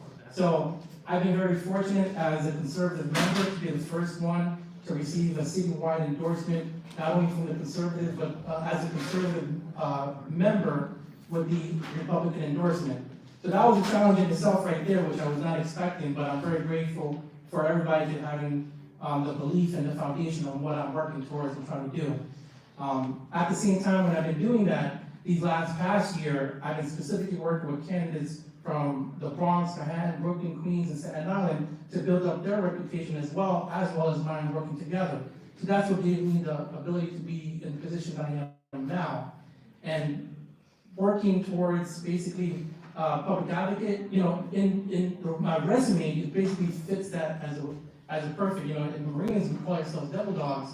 So for me, I'm looking from coming from as a devil dog to a watchdog for the city and helping in advocacy in which I've been doing for the last 11 years as a nonprofit leader. Now, with that being said, I think that the public advocate office has been underutilized since its inception. I think that one of the biggest problems that we have is that they only focus on one general area and so specific as a placeholder for the next position that they want to work towards. Me specifically, if I was in this position, which I'm coming in at maybe anywhere between a 35 to 40% percentage right now going in with the Republican and Conservative endorsement together, and pushing for our mayoral candidates to have increase in their number and their visibility as well. My goal is to try to expand the workload for a public advocate in all the sectors of the boroughs to be actually utilized in more, like I say, a central formation in the middle of Manhattan, but have the systems working in place in our boroughs, which I think that's really one of the biggest problems. One of the things that I did before coming here was put in a request to see if I can get assistance from the public advocate's office. I still haven't had a response yet. I'm sure I'm gonna get an email with a generalized text or something. I don't know if you guys have used it, but the last time I did it was a couple of years ago with de Blasio, and I only got an email saying, because of our large amount of work, we'll get to you if we can, et cetera, et cetera. That being said, today I'm here. I just finished doing a petitioning for 3 candidates today. We closed out 2 conservatives and we did 1 Republican. So that's 1 day's job right there. Knocked it out with a couple of petitioners canvassing. And now we're gonna be working towards Brooklyn tomorrow. And then I'll be in Manhattan on Saturday and then the Bronx, et cetera. So I'm making my rounds. The only one I haven't gone to yet is Staten Island, which I'm gonna get towards the end of this week. All right, thank you. With that being said, the independent petitioning is going to be coming up, and I really want to speak to you guys about that. This is where we talk about a lot of things about unity and working together. Now, we know that the main faction of the Republicans and Conservatives are hard to get, but for the independent, this is where it's our time to shine. So if you didn't get it then, this is your opportunity to get it now. I'm looking for slates and individuals that want to run for the independent line. I'm happy to work with as many as we can, and many of you that are candidates that know who I am, I hope you can bounce me, and then we can start working on getting everything done as soon as we can. When we start hitting the ground, this is the time to shine. So I'm looking towards, I'll be here to the end, so that we can try to communicate and get more contact with each other on that. If you guys can't get in touch with me today, if I have to leave, Isaiah Vega back there, if previously you guys know him. They have my contact information. Danny knows me as well. And I know, there was someone in Mossy earlier regarding who we're supporting and how we're supporting them. I know that's a very hard thing, and because everybody has their own level and their own spectrum where they are in the political game. Right now, the biggest problem that we have, yes, we're always going to say unity, but look, we have to get people on the ballot. We have to get people funding. We have to get people to the ability that they are being known in their community. For me, it's not about just who we're supporting and why we're supporting them, but it's getting more people to be more active. My main and ultimate goal is just to get people more involved in civic engagement, whether it's a team that's 16, me trying to get them to join so that they can be involved in their community boards and you can't vote, but you can join the community board and vote. Right now, the new community boards for the Bronx is in March. Staten Island is year-round. Manhattan and Queens, I think, is closing in April or something like that. So that's one thing that people can get involved. To the senior citizens that nobody wants to knock on their door or try to get to the door to speak to them. So that's my goal, and that's why I'm here today. I'm going to be here next month as well to be more informed, because I thought I was going to get like a 3-minute conversation opportunity, but next time I'll be a little more prepared, guys. Thank you so much. Thank you very much, We'll have one candidate here too. Our last speaker tonight is Mr. Walden. He's also running for mayor. Hey everyone, how are you?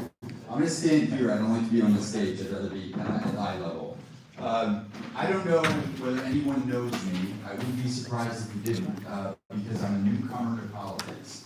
And I decided to run in this election cycle because I was tired, as I think many people in our city are tired with what we've seen in City Hall. And it's not a City Hall that we can be proud of. We had 8 years of Mayor de Blasio that we stumbled through, And there was promise with Eric Adams that we'd be restored to centrism, and instead we got dragged into this scandal. So I start from the proposition that I chose New York City. New York City didn't choose me. I came here 30 years ago to make my mark on my career. I started as the federal prosecutor. I prosecuted the mob for 9 years. I put away some of the worst scum that our city has ever seen, and I did that as a matter of conscience.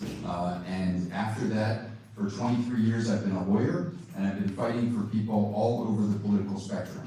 I fought for the NYCHA community when they had lead in their apartments and needed inspections, and the city and state were failing them. I fought for indigent families that were thrown off food stamps in the middle of the winter, 10,000 of them. I fought for the mentally ill and disabled, and I fought for cops and firefighters too. I didn't do this because I had to. I was a private lawyer. I did it because I wanted to. And I didn't think I was ever going to run for mayor until I saw what happened in the last election, and I didn't want to see it happen again. So I decided that I was going to run to focus on 4 issues in the main, and these are the 4 issues that everyone should be focused on. Number 1, safety. Number 2, cleaning up the corruption in City Hall. Number 3, fixing a broken educational system that is not serving a lot of kids. And number 4, affordability in the city, particularly with respect to housing. So because I have had so many pro bono cases where I've sued so many different agencies over the course of 23 years, literally, I've lost count of the number of cases I brought. I know what's wrong in city policy, and I know how to fix it. And with respect to safety, the most important thing, or one of the most important things, is getting the severely mentally ill off the street. And I'm not saying this from a position of being hard-hearted. I'm saying this from a position of a brother whose sister was profoundly mentally ill for all of her adult life. She was in and out of mental institutions, and when the system failed her, she ended up in jail, where many severely mentally ill people are located now.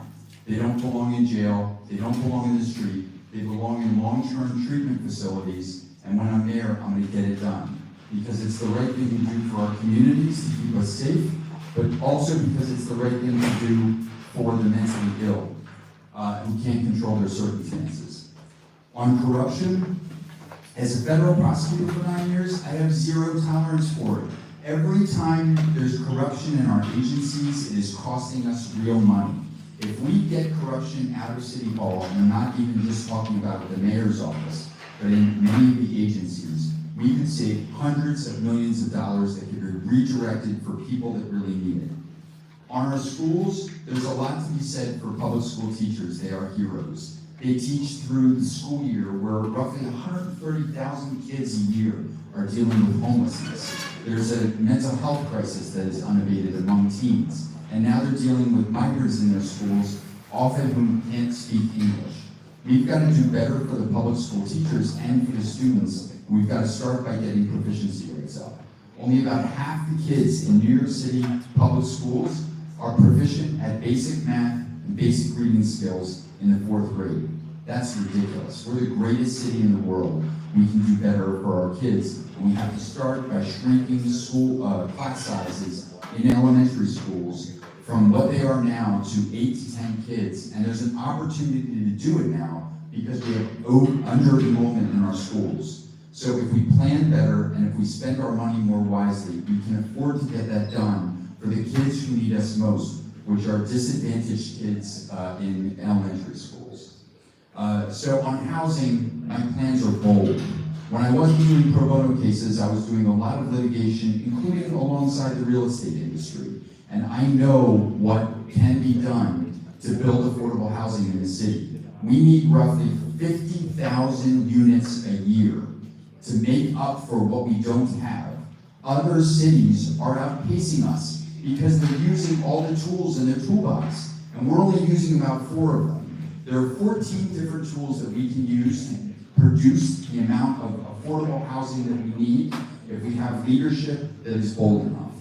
Now, I understand as someone with little name recognition and running as an independent that I chose a very difficult course. Believe me, I'm not stupid. I'm wealthy enough that I put $500,000 of my own money in this race to start off because I didn't want to start asking people for money. I wanted to get all the policy right. So I recruited a policy council of 70 professionals that are some of the top people in their industry to help me get the policy right so that I would be ready to lead on day one. So I know that it's a big challenge, and I know it's difficult to come to groups like this who've never heard of me before and tell you that you deserve a mayor that wants the job but doesn't need the job. You deserve a mayor that's smart enough to understand the policy problems and aim to solve them, not just stage a press conference where you pat yourself on the back for things that you haven't even resolved yet. I'm not going to be that kind of mayor. I'm going to be the mayor that gets in earlier than everyone else and works later, that comes up with the most innovative policies that inspire, policies that solve problems, not putting Band-Aids on bullet wounds. And in this city, we have way too many bullet wounds because we keep electing Democrats that can't do the job. I thought about running as a Republican and tried to get the line, but I came in too late and county leaders already wanted Curtis Lewa, and I've got a lot of respect for what he's doing. But at the end of the day, we need someone with core competence who has the desire, the skill, and the experience to manage something as complex as City Hall. And I've managed some of the most complex things. I've built my own law firm out of nothing, and I know how to solve problems. So, in taking on these challenges, I just want you to understand that I know I'm an underdog, and I've been an underdog all my life, right? I grew up in a household that I had to leave. I slept on a floor for a year. I worked menial jobs just to afford enough to get into college. I put myself through college and law school and came to New York City with nothing and built a career around one thing and one thing only: hard work. And that's what I believe in. And that's what I want to do in City Hall, is work hard to prove to people that we can have a leadership that we can be proud of again. So I hope you take a close look at me. If you want to look at my website, it's jim4nyc.com. And thank you for making time for me tonight. Our website, information also on the club's website. Now we'll go to Q&A of the key speakers tonight. Any questions you have for any one of the candidates? Yeah, I'd like to know where everyone stands on the medical freedom issue. A lot of us are here because we object to being experimented on by illegal shots that weren't vaccines. They were, treatments, MNRA treatments. Yeah, so all of you were subjected to that. Some of you embrace it. Some of you love your shots. You love your servitude. We don't. Where do you all stand on that? I worked for pharmaceutical companies for 15 years. I read those clinical garbage studies. Those were some of the most awful clinical trials. And normally, what? You wanted the test. Okay. Normally, this type of garbage products, which the vaccines were, would have never approved and are not standard. And I ripped those studies apart. I refused. I did not take a shot. I did not take a booster, and I did not support exactly what you said. It was mass genocide, and unfortunately, some people were more susceptible and had adverse events and died. Others with stronger bodies were able, but who knows what it'll do long term. But yes, this is my position. I don't think people should force other people to take vaccines. I would like to take this step further. I actually think that every single congressman should be audited for what companies they're holding stock in. A lot of people made a lot of money on this, and what we see is that money has superseded the value of human life. So I think that's one way also of getting at this, who is pushing things that do harm and are they making money. And I think if people are asserting that something actually works, then they should prove it and there should be public debate. There are certain things we're told to just believe, and no one ever has to demonstrate that what they're saying is true or not. And and they say the population is too stupid to understand it, so we don't get the benefit of seeing the debate or forcing people to defend what they're saying. Okay, so this issue for me basically is personal because I took my kids out of here. We went to Florida right after when COVID happened. When COVID started, obviously the job shut down, the school were closed. My wife's family is in Florida. We went there for a few months. We came back. We saw the mess, and then they started the mask and the shots and everything. I'm like, there's no way this is happening to me or my kids. So we took them down there. Now, over the time, you know, like friend or family, the people that I had that actually were for it and they wanted to spend hours trying to explain why it's bad and why it's not good, and then arguing with people why wearing a mask outside 95 degrees is not the right thing to do. But what I'm going to do, what I think is the right thing, I came to a conclusion. So you can do whatever you want.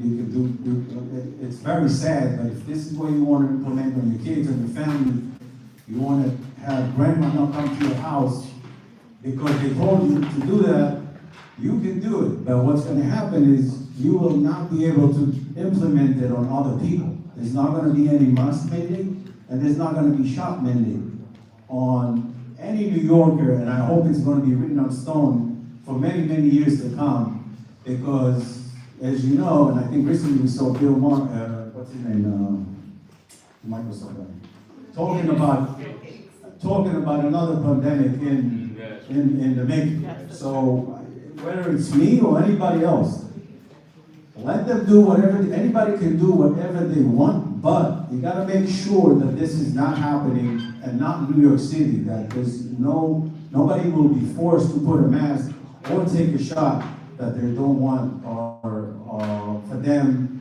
or the kids. That's what I'm saying. So this is what I can say. Number one is I was the first candidate for mayor, a couple followed me, who said unambiguously that I thought it was a travesty and an injustice that people were fired for not taking the vaccine, period, full stop.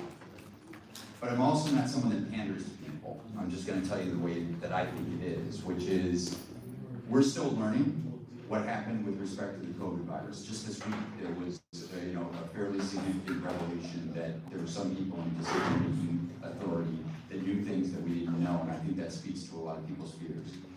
The next pandemic, it may be a clearer situation. There was a lot of muddiness around this vaccine, this disease, and I'm not a health expert, so I'm not going to sit here and try to politicize and earn your respect by telling you what maybe you want to hear. The truth of the matter is that the vaccine made a lot of people sick, and it saved a lot of lives, and I'm not competent to say which is which. And the next pandemic, it may be a clearer situation. But the one thing I believe in 100% without any ambiguity, and this is true across issues, we can talk about 6 different issues where this matters, is bodily autonomy and people's right to make decisions about their bodies for themselves. And to the extent that there has to be government action, it should be the most limited possible. And if I were in that situation, that's what would guide me. Jim. I'm not a candidate. I'm here if you have questions.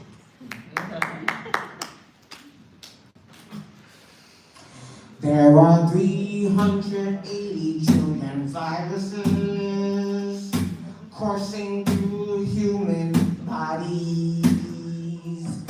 They are very good to all of us. If we studied them, we'd have 380 trillion cures.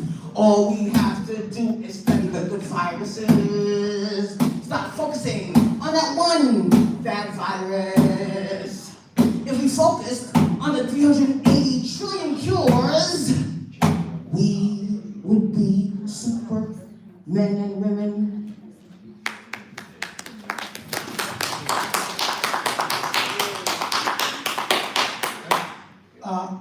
I believe I saw you at the Medical Freedom Alliance, so that's where where you guys from. I'll say that the same thing that I said last time, and pretty much what Jim said. The only thing I want to add is that when it comes to me personally as an individual, I did take the shot. I didn't want people to be forced to take the shot. And that's where I lost the Medical Freedom Alliance, because the policy was you don't want to be able to be forced to take it. You don't want people to take it either. So that's where the difference that we had. Besides that, I think for the most part, people agree with what I said last time. And I only add one additional thing. We have to find, I want to believe in my government. I want to believe in the people that I put in charge for our health and stuff like that. It's unfortunate the way that it was approached. And I believe that we have to try to find a balance for our safety and our freedom. I'm a former Marine veteran, Iraq veteran, so freedom has always been the most top priority for me, but in certain situations like that, we have to rely on our individuals, our government, our medical professionals to try to see what's best to help us. Not to make the policy, but to find ways to help us. We should have trust in our government and the people that we put in place to have the best care for us, just like in our funding and et cetera, that goes on. Thank you. The MTA is in the news a lot lately.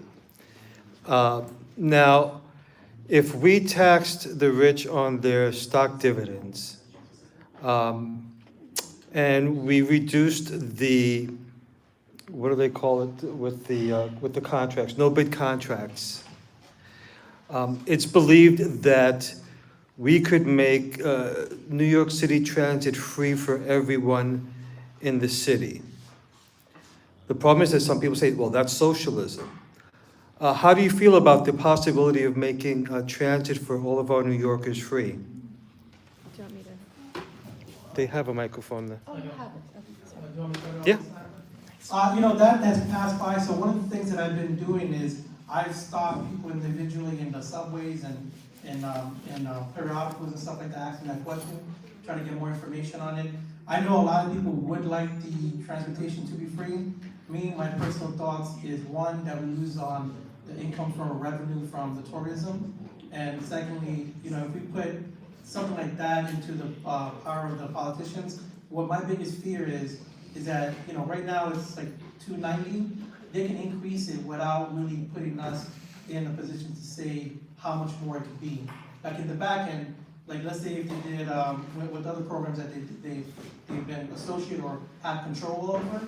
Like right now, they increase it, and the meetings are so chastically spread out and under utilized, and like letting the people know that they're coming up. That if you go to those meetings, they're pretty much empty, and that's a fear that I have, that they would try to increase it more than exponentially than they could right now, with it being a cost price for it. So like right now it's $2.90. They can have meetings without us. Try to implement it to be $10, and they'll be making more money than they would utilizing it. I think I asked the question wrong or something. At the end result, during our taxes. So it's not going to be free. I don't believe there's anything free. People are going to be paying for their taxes, and it's going to hurt us in the long run. So I'm avoiding to try it to be free. I do think that we need to be regulated and slow down on the increase in the pricing. Before Dr. Lord's comments here, Nathaniel lost a black MAGA hat. We found it. Oh, you found it? Yeah. Okay, no problem. Continue. So when it comes to transportation, it's already free. You have legs and feet and toes, right? So we already have free transportation. The problem is we have low IQs. Listen, I'm part of it, okay? That's the problem. The issue is that we haven't strengthened ourselves from the inside out to be able to do what our artificial intelligences can do. The thing is that all of these objects, these artificial objects are artificial intelligences. We made them. If we made them, we are masters of them. They are just our slaves. So when you can build a plane, that means you yourself are a plane. Okay, a plane is just a surface. It is just a flat surface. You yourself are a plane. So all you have to do is figure out, by the grace of God, how to thrust and lift yourself into the air. We can do it. We just need to increase our IQ. We don't need to rely on lower artificial intelligence. We are natural intelligence. Artificial intelligence comes from us. It proceeds from us. A plane is artificial. We are natural. If the plane can do it, we can do it because we imagined it. There's no way that something else can do something outside of the Creator. The Creator created the earth. The earth can't overpower the Creator. One wiser created this can. There we go. Listen, this can can't overpower me. I overpower it. Let's overpower our transportation industry. Oh, I gotta give you Mayor Adams. Beat the crap out of him. I wasn't really sure what to expect tonight, but this has been super interesting already. So let me start by answering, I'm trying to be pithy here. Let me start by answering the question that you asked, which is, what do I think about free transportation? It's really about the fact that our current budget, which is our taxes, is $173,000 a minute. And I believe that we can cut that if we take the money that we're spending on no-bid contracts, if we tax stock dividends, if we tax the businesses the way they're supposed to, that can pay for free transportation for every New Yorker year by year. Okay, so just a couple things. Again, I'm not the person that's just going to tell you what you want to hear. I'm just going to tell you. Well, and also people say it's socialism, so that kind of. I really believe in answering questions, so I'm going to answer your question. There's a couple of assumptions built in here. One, there's law against no-bid contracts, and as a matter of course, in city agencies, there's what's called an RFP system, request for proposals. So I'm not aware of all of the no-bid contracts you're speaking of, so I can't tell you whether it's going to pay for anything. Stock transfer taxes have been studied, and there are versions of transfer taxes that go beyond stock that actually could be a mechanism for paying for the MTA, and one of the things we're looking at is called a micro tax. And if you take a very, very small tax that will not change people's behaviors at all, and you apply it statewide, because the whole state should be paying for New York City's transportation, since the whole state is responsible for the MTA. Currently, yes. It's a state agency. But if you take micro taxes and apply it everywhere, you could raise a lot of money. Now, on the issue of free transportation, which is what you asked, so I'm going to say that my priority would not be there, at least at first. It's a nice goal. If it's possible, great. But what I want to have is I want to have safe transportation. I want the subways to be safe. The subways are the easiest place to police in the city, and we can't seem to get that right. And I want to have transportation that runs on time, it's not grimy, and I'm actually proud of my transportation. The way that I feel proud of the Japanese when I've gone to Tokyo, or the British when I've gone to London, and they've got transportation that is light years ahead of us. So to do that, right, we can't get those trains here. Why? Because we have to replace all the signals. And it's $2 billion a line. So to the extent your question is, should it be a priority for New York City to figure out a way to guide the state to do its job? The answer is hell yes. Okay, so basically, like I said, I've been here since '92. Some of you guys grew up in here. Walking down the subway, since I came here, I don't see anything change. Right? It's filthy as hell. It's getting worse. There's no maintenance done. But basically, what I'm going to, there's a lot of money coming in. Right? You know, there's a loss right now. There's a loss of over $700 million a year for fare evasion and within the MTA. Beside that, there is corruption to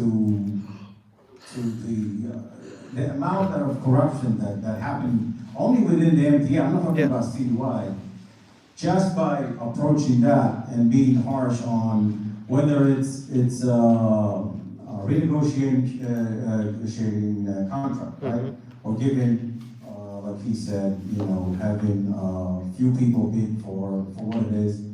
There's a lot of undertaking. And just by doing that, you can save enough money. I wouldn't go for the socializing, of course, you can leave that for Zohan. But, I would say just by approaching this, and there's many more issues and other things like you said. I mean, going after Wall Street is not going to be that easy to get money from them. But just by approaching this, cutting corruption, remanagement, have someone actually manage the money that comes in beside everything else, all the money that comes in just from the income of the transportation fare, you can probably reduce, it's the first time ever, probably reduce the fare.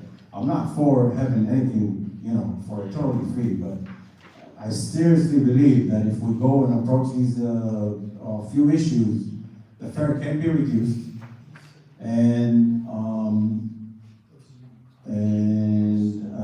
again, safety and everything else. So, but no for free. But a point I want to say is basically what they do now.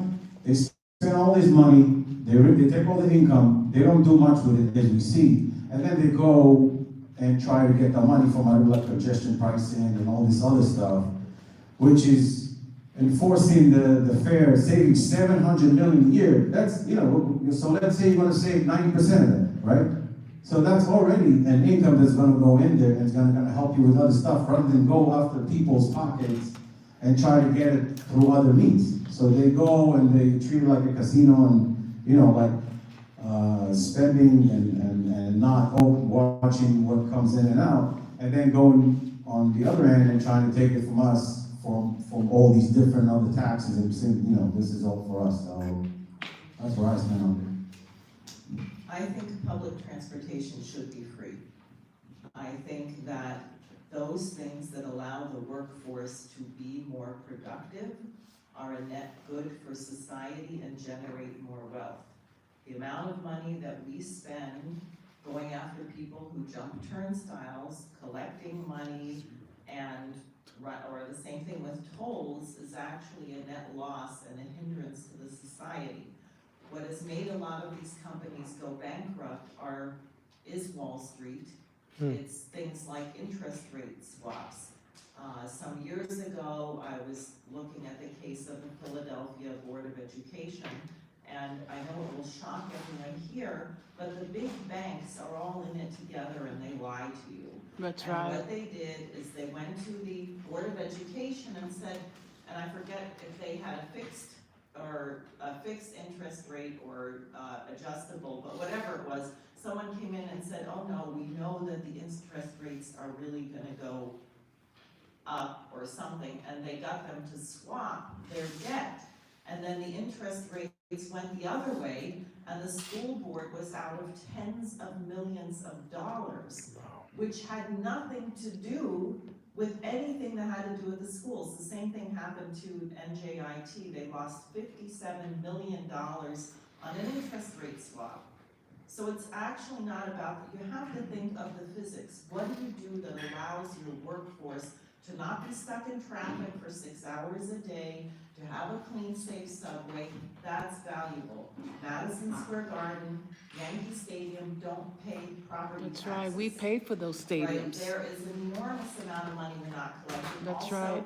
You might say this is socialist. I think there should be a marginal tax. If people make over, I don't know what, probably $20 million a year would be a good fee. I think most of us could live on $20 million a year. I don't know. Maybe you try it. Look at my vest, really. Well, let's try it sometime, see how it goes. But, then over that amount, tax 90%. I mean, our nation used to do that. We also used to tax businesses something like 35%. We totally reduced that.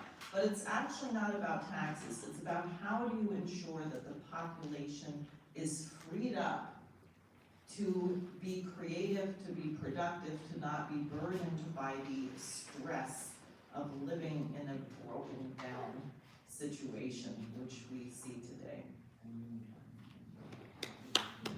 Okay, so I believe transit should be free for only low-income New Yorkers, students, and seniors, because they rely on that the most. And for them, saving $100 a week, Makes a a month. difference. What would you say it is? That is substantial. That is somebody's groceries bills. That is a lot. Where to some people, spending $5-6 a day on taking a subway, it's a drop in the bucket. They don't even notice. So we should do this for the certain category of people that I mentioned, but entirely to make it free doesn't make financial sense, because right now, we can't even make it safe or clean or consistent with the full budget that we have. So imagine what would happen if we took the budget away entirely and if we tried to find some other ways to supplement it. So I think let's scrunch it. Let's try it first with this community of students, low income, and seniors. Okay, Thank you. Right now, 9:30, we're going to be closing this meeting. Before we do, I have one last question from Gary. I just want to make one comment to everyone. I want to thank you all. You may or may not know that the club has a YouTube page. So the visibility is much more than just thank you for that catch than what you see here. So far for the past few months since December, I create clips of each of you speaking, and we've had over 10,000 hits every month so far. So you will be seeing clips on our YouTube page. You can certainly link into them or whatever. And I usually get you at least 3 clips each. But I found it to be very effective. So just to let you know, and to please keep visiting our page. Okay, so anyway, Gary's going to ask a quick question. Just a yes, no. His answer is fine, and we're going to conclude the meeting after this. Thank you for staying. This question comes from Ms. Gu and Ms. Dung. They're home attendants. They shared earlier today their experience being forced to work 24-hour work days as home attendants. They lose sleep, it's bad for their health, and on top of that, they're only paid for 13 out of 24-hour week of the 24 hours. It's wage theft. And there's a bill in City Council, Mr. Marte, the normal 24 Act, to outlaw these 24-hour shifts, capped them at 12 hours. Many Democrats, including this current City Council Speaker, Adrian Adams, doesn't want it to pass.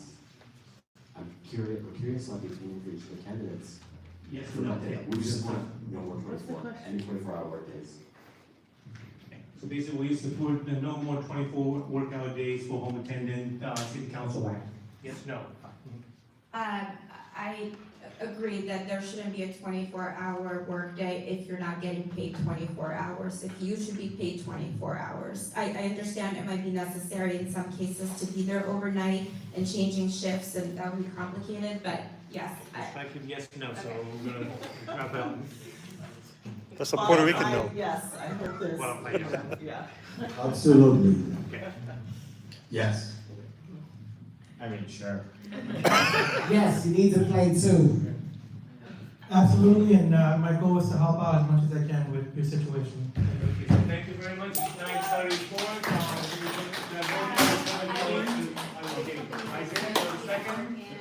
Second by the question. All in favor, say aye. Aye. Thank you very much for coming. That concludes our meeting today. Thank you all for joining, and we'll see you next time.